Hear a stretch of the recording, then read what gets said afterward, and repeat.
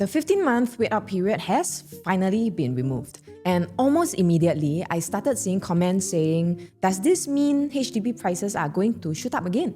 Or does this mean every HDB owner is going to benefit? Personally, I don't think it's that straightforward, okay? Because one thing I've learned from analyzing the property market is this: not every policy affects every property in the same way. And I believe this is one of those policies. Yes, I do think that the removal of the 15-month wait-out period will bring demand back into the HDB resale market. But I don't think that demand will be spread evenly across every HDB. Some homeowners are likely to benefit more than others, and the reason has nothing to do with luck. It comes down to buyer behavior, supply, and understanding who this policy was actually meant to help. So in today's video, I'm going to break down exactly who I think stands to benefit, who may not benefit as much, and most importantly, why. And if you watched my previous episode where we discussed why the government introduced the 15th month wait-out period in the first place, today's episode is the perfect continuation. Because today, we are going one step further. We are going to look at what this policy change actually means for you. Okay, before we dive into what this policy change means, right, let me do a very quick recap for those who may not have watched my previous episode. In that video, we looked at why the 50-month wait-out period was introduced back in 2022. Okay, at the time, HDB resale market was extremely hot. Prices were rising quickly, demand was strong, and the government stepped in with the 15-month wait-out period to help cool the market and keep the public housing affordable. But what was even more interesting wasn't why they introduced the policy. It was what happened over the next few years. Okay, we saw HDB resale market gradually slow down. We saw BTO supply increase. We also saw more and more HDB flats reaching their minimum occupation period, their MOP, bringing additional resale supply into the market. Now, when you put all of these pieces together, my view is that the market had been gradually moving towards a more balanced state. And that's why the recent announcement, didn't come as a surprise to me. The headlines announced the policy, but the data had been pointing towards it for quite some time. So now the question becomes, what does this actually mean for homeowners today?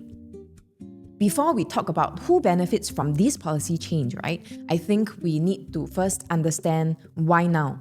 Why remove the 15-month wait-out period at this point in time and not 1 or 2 years ago? One of the biggest clues comes from the HDB Resale Price Index. If you look at the data quarter by quarter over here, you'll notice something very interesting, okay? The pace of price growth wasn't accelerating anymore. In fact, it was gradually slowing down.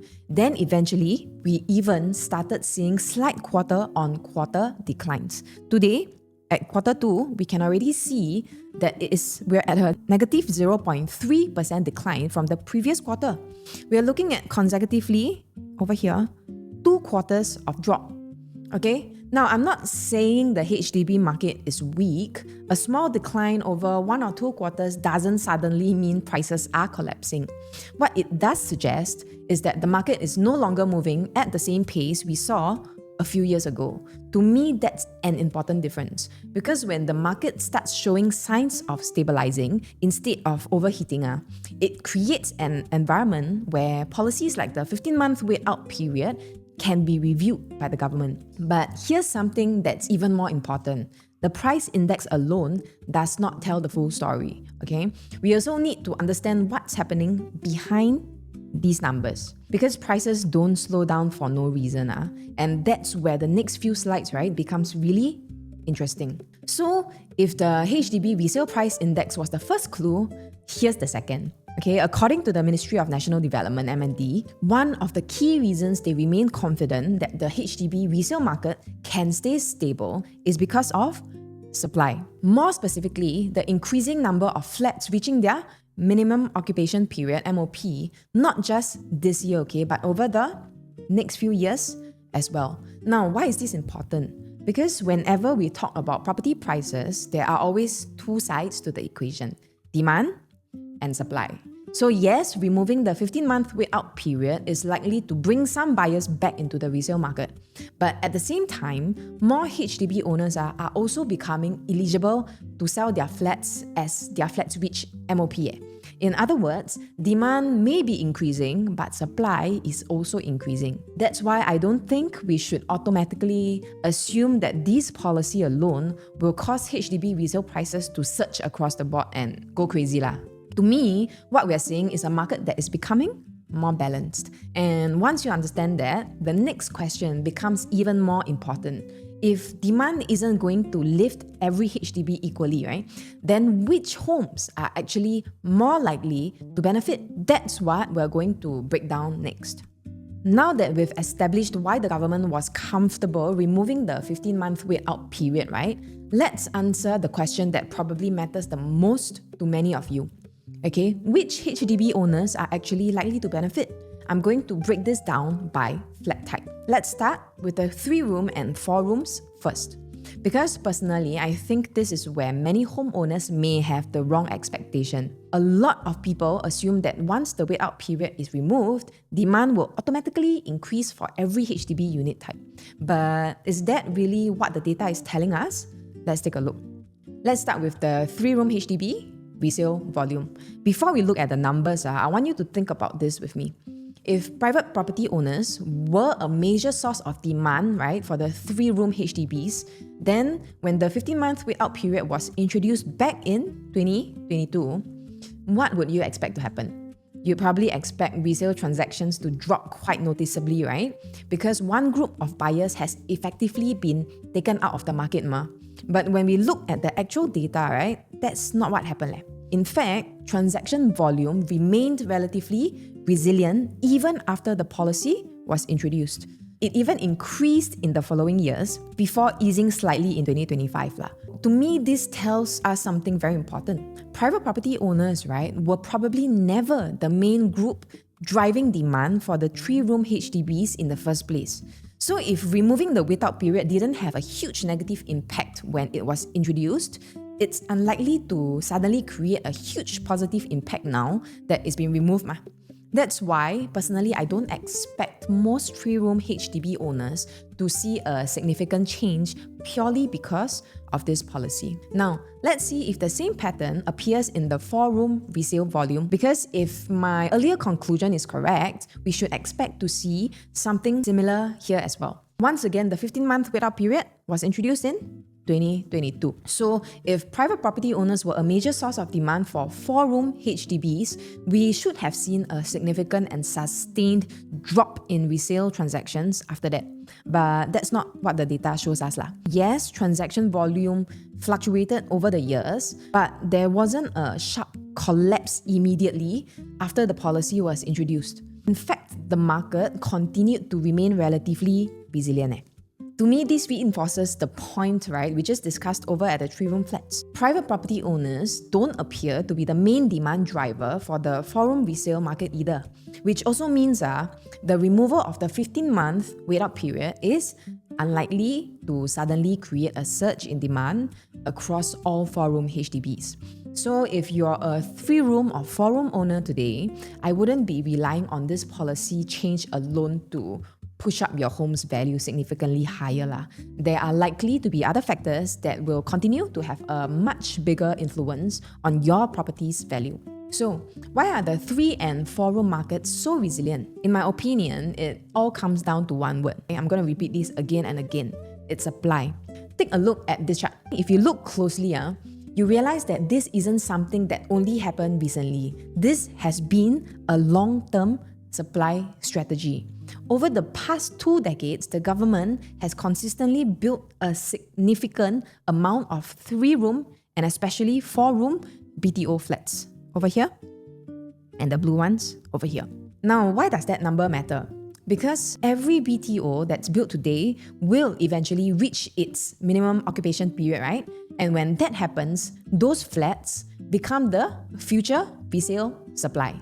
In other words, every year, new batches of 3-room and 4-room flats continue entering the resale market. So even if the removal of the 15-month wait-out period brings some additional demand back, the market is also continuously receiving new supply. That's why I don't expect this policy alone to fundamentally change the dynamics of the 3 and 4 room resale market lah. And here's what I always remind my own clients. Today's BTO supply is tomorrow's resale competition. Every BTO that's launched today is potentially another resale unit competing with yours 5 years down the road. And as property owners, we naturally focus on demand because that's what drives prices. But it is just as important to understand where your future competition is coming from. That's why if you own a 3-room or 4-room HDB today, I think it is very important to focus on your property's fundamentals, its location, surrounding supply, and your eventual exit strategy, instead of just assuming this policy alone will increase every home's value and price. So if the 3 and 4 room markets, right, are unlikely to see a significant impact, does that mean no one benefits from this policy? I don't think so. In fact, this is where things start to get really interesting. Because when we shift our attention, right, to 5-room and larger flat types, I believe the story starts to look very different. And the reason comes back to something we've been talking about throughout this video: supply. Unlike 3-room and 4-room flats, larger HDB unit types haven't been built in the same numbers over the years, which naturally also means that there are fewer of them entering the resale market today. So if demand from private property owners starts coming back, right, where do you think they're more likely to look? That's exactly what we're going to explore next. So why do I think the 5-room and larger HDB market could respond differently? It comes back to the same principle we've been discussing throughout this video, because I want you guys to remember this again, okay? Supply. But this time, the supply story is very different. If you look at the historical BTO supply, you'll notice that over the years, the government gradually built fewer 5-room and larger flats compared to the 3-room and 4-room types. Naturally, that also means, right, fewer of these larger flats are reaching the resale market today. And that's a very important distinction to take note of, because unlike the 3 and 4-room segment, right, where fresh resale supply continues to enter the market year after year, the supply of larger flats is much more limited. In simple terms, when something is built less often, it also becomes available less often in the resale market. And I want you to remember this, okay? Scarcity isn't created overnight. It's the result of decisions that was made by the government many years ago. So whenever supply is more limited, any increase in demand tends to have a bigger impact. Now, that doesn't automatically mean every 5-room owner will benefit, but it does mean this segment deserves a much closer look. And that's exactly where we are going to analyze next. Let's see, right, if the data supports what we have discussed previously. When the 15-month wait-out period was introduced again in 2022, we would expect the transaction volume to fall if private property owners were an important buyer group for the 5-room flats, right? And that's exactly what happened. Unlike the 3-room and 4 rooms, the 5-room resale transactions saw a much more noticeable and sustained decline. To me, this suggests, right, that private property owners play a much bigger role in this segment. So with the wait-out period now removed, I do think that demand is more likely to return to the 5-room market. But here's the important question again. Does every 5-room owner automatically benefit? Not necessarily. So does this mean, right, every 5-room, multi-gen, or even the executive apartment owners will benefit? I don't think so, and here's why. One common misconception is that once the 15-month wait-out period is removed, private property owners, right, will simply come back and buy any kind of 5-room or larger HDB unit types. But if you put yourself in their shoes, do you really think that's how people buy homes? I don't think so .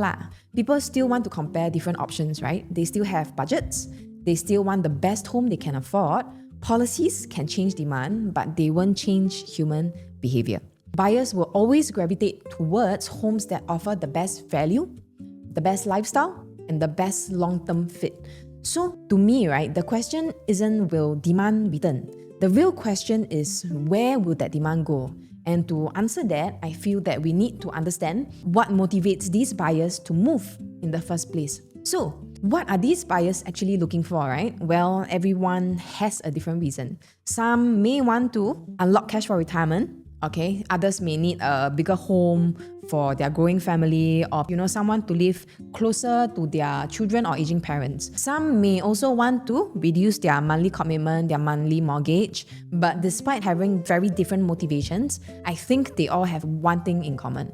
They are changing their housing type, but they are not lowering their expectations. So like I mentioned previously, policies can change demand, but they don't change human behavior. Buyers will still compare.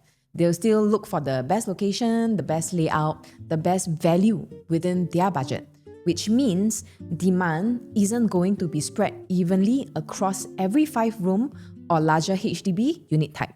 It will naturally flow towards the homes that stand out the most. So, after looking at all the data, right, where do I think demand is likely to go? Personally, I don't think buyers are simply looking for a bigger HDB, but they're looking for a better HDB. Because if I put myself in the shoes of a private property owner who's right-sizing today, I'm not going to choose just any 5-room flat. I'm going to compare my options, right? Are probably looking for homes that are close to MRT station, high floor unit types with unblocked views, efficient layouts, well renovated, homes that are close to established amenities, homes that I don't have to renovate so much because I don't want to spend another $80,000 to $100,000 after moving in, because renovation will also take up a lot of time. And I'm going to want to be in, of course, mature or central locations, because at the end of the day, people don't buy based on the size alone. Okay, they buy based on value. And that's why I believe this policy doesn't suddenly make every 5-room or larger HDB flat more valuable. It simply increases competition for the best ones. So if you're a 5-room owner today, don't just ask yourself, do I own a larger flat? Ask yourself, do I own the type of homes buyers are willing to compete for? Because these are two very different questions. So finally, will the effects of this policy be immediate? Personally, I don't think so. And that's because policies can change overnight, right? But buyer behavior doesn't. And it takes time for confidence to build. It takes time for buyers to make decisions, and it takes time for transactions to show up in the market. That's why I don't expect the removal of this policy to suddenly cause prices across the HDB market to jump overnight. Instead, right, I think we'll see the effects play out gradually. Different flat types will respond differently, different locations will respond differently, and even within the same flat type, some homes are likely to benefit more than others. That's why I always encourage homeowners and even my own clients not to make decisions based on purely a single policy announcement. Look at the bigger picture, understand where demand is coming from, understand where the future supply is coming from, and understand who are your current competition. And of course, most importantly, where does your own property sit within the market today? So if there's one thing I hope you can take away from today's video is this: the biggest risk, right, isn't that the policy changed. The biggest risk is assuming you already know what it means for your own property. I've met homeowners that have held on to their properties for too long only to realize that they have gone into a negative sale. Okay, buyers who waited for the perfect time, and sellers who really underestimated what their home was really worth. So in today's market, small decisions can really have consequences that may lose you up to 6 figures. That's why I believe every property decision should start with a strategy and not assumptions. So whether you're a homeowner looking to understand how this policy affects your property outlook, a buyer deciding whether to enter the market, or a seller wondering if now is actually the right time to sell, let's have a conversation before you make your next move. Because sometimes a single discussion can save you from making a very, very costly decision. And I'll be happy to help you plan your next property move with clarity and confidence. So once again, my name is Amanda. Please do like and subscribe to my channel, as it will really help me reach out to more people and to empower you guys with better clarity on the market and to help you make better decisions moving forward. And I'll see you in the next episode. Bye-bye.